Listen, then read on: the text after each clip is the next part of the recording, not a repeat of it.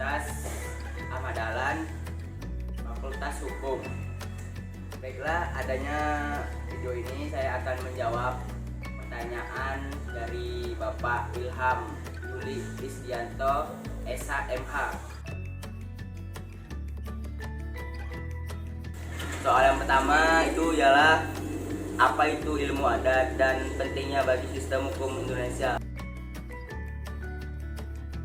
Jawabannya ialah ilmu adat adalah bagian dari ilmu hukum atau milik kita sendiri yang dibangun dan dikembangkan secara terus-menerus sepanjang masa oleh para petugas adat atau pemangku adat atau pamong-pamong atau siapapun itu yang bertugas pada perkembangan masyarakat adat.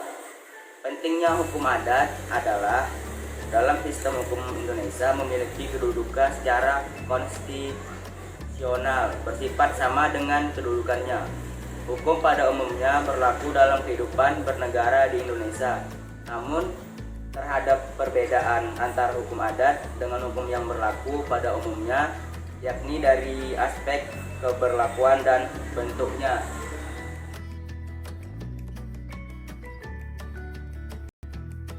Soal yang kedua yaitu bagaimana menerapkan hukum adat di area industri 4.0.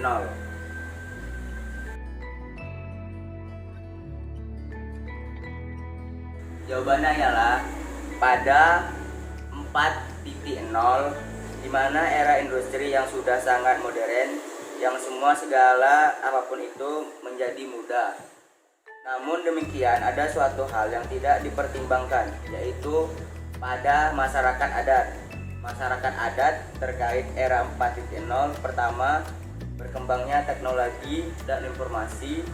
Masyarakat adat tidak bisa dikandalkan fanatisme terhadap warisan leluhur, karena mereka selalu berpegang teguh, mesti dijaga dan diterjemahkan agar tidak luntur nilai-nilai budaya. Kedua, masyarakat adat tidak bisa hanya menunggu pangkuan dari pemerintah terkait dengan eksistennya masyarakat adat, juga perlu memperjuangkan ekstensinya hak-hak dan mempertahankan cara yang paling relevan, itu memperjuangkan undang-undang masyarakat hukum melalui perwakilan di legislatif pusat maupun daerah. Saat ini sekitar 57 orang yang bertingkai dari masyarakat adat yang bertarung sebagai kandidat legislatif di pemilu 2019. Dengan demikian, masyarakat adat tidak hanya dapat memperoleh pengakuan saja, namun bisa menjadi lumbung keuntungan dan masyarakat itu sendiri. Di area 4.0 ini menguntungkan masyarakat adat lebih banyak daripada memanfaatkan teknologi dan informasi, karena dapat ekonomi melalui promosi di era industri harus dikembalikan ke masyarakat adat itu sendiri.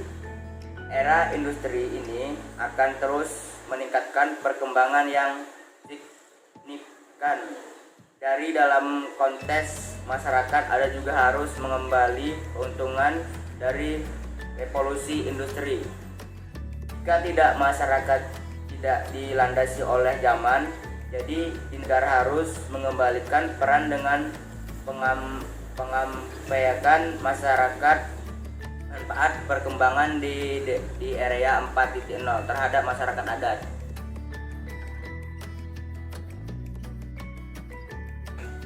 Pertanyaan yang ketiga ialah jika Anda ingin mengembangkan hukum adat di daerah, langkah apa saja yang akan Anda ambil?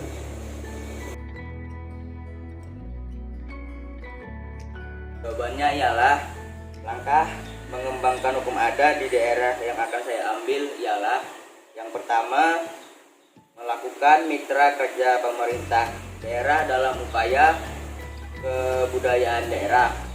Yang kedua, mengajak masyarakat untuk lebih melestarikan hukum adat.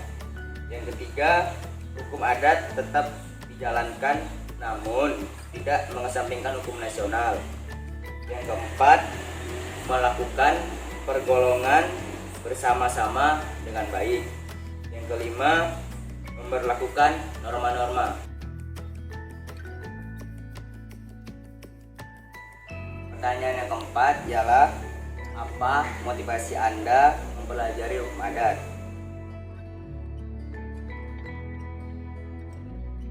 Jawabannya ialah, motivasi saya mempelajari hukum adat karena hukum adat berbeda-beda dengan sistem hukum lainnya. Di mana hukum adat itu hukum yang mengakar pada budaya dan bangsa.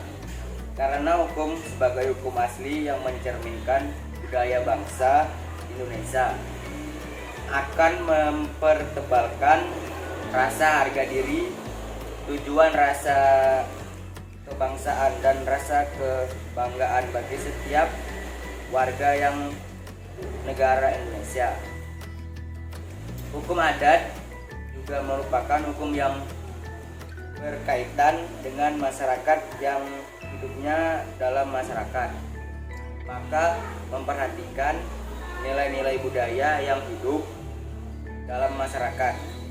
Rasa bangga terhadap budaya sendiri akan tumbuh jika dengan kesadaran menemukan tujuan budaya bagi budaya bangsanya, di mana hukum adat merupakan tujuan dari budaya bangsa di Indonesia, dan secara faktual masih banyak terhadap eksistensi kehidupan indigenous people di pelosok pedalaman Nusantara. Soal yang kelima ialah, jelaskan sejarah perkembangan hukum adat.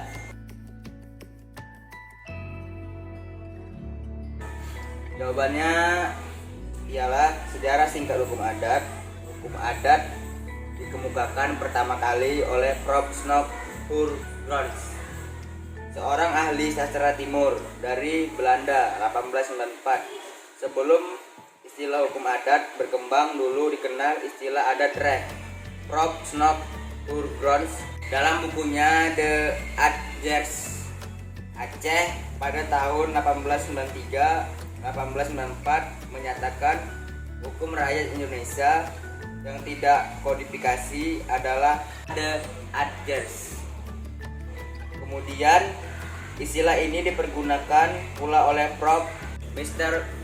Cornelis Van Velhoven, seorang sarjana sastra yang justru sarjana hukum yang pula menjabat sebagai guru besar pada Universitas Leiden di Belanda. Ia memuat istilah adat Recht dalam bukunya yang berjudul Adat Recht van Nederlands Indie atau Hukum Adat Hindia Belanda pada tahun 1901 sampai 1933. Dalam masyarakat Indonesia, istilah hukum adat tidak dikenal. Adanya Hilman Nadikusuma mengatakan bahwa istilah tersebut hanyalah istilah teknis saja. Dikatakan demikian karena istilah tersebut hanya tumbuh dan dikembangkan oleh para ahli hukum dalam rangka mengkaji hukum yang berlaku dalam masyarakat Indonesia. Kemudian dikembangkan ke dalam suatu sistem keilmuan dalam bahasa Inggris, dikenal juga istilah adat law. Namun perkembangan yang ada di Indonesia sendiri hanya dikenal istilah adat saja. Untuk menyebutkan istilah sistem hukum yang di dalam dunia ilmiah dikatakan hukum adat, peraturan adat istiadat kita ini merupakan adat-adat Melayu Polinesia yang sudah terdapat pada zaman pra-Hindu. Lambat laun terjadi akulturasi antara kultur Hindia, Islam dan Kristen yang kemudian mempengaruhi kultur ahli tersebut. Saat ini menurut kenyataan, hukum adat yang hidup pada rakyat adalah merupakan peraturan-peraturan adat istiadat yang ada pada zaman Hindu dan hasil akulturasi antar agama tersebut. Setelah terjadi akulturasi itu, maka hukum adat atau hukum pribumi menurut Van Vollenhoven dijelaskan bahwa hukum adat terdiri atas dua bagian, yaitu yang pertama hukum yang tidak tertulis, yaitu merupakan bagian yang terbesar yang bersumber pada hukum asli penduduk. Yang kedua, hukum yang ditulis, yaitu merupakan bagian kecil saja yang bersumber dari ketentuan hukum agama.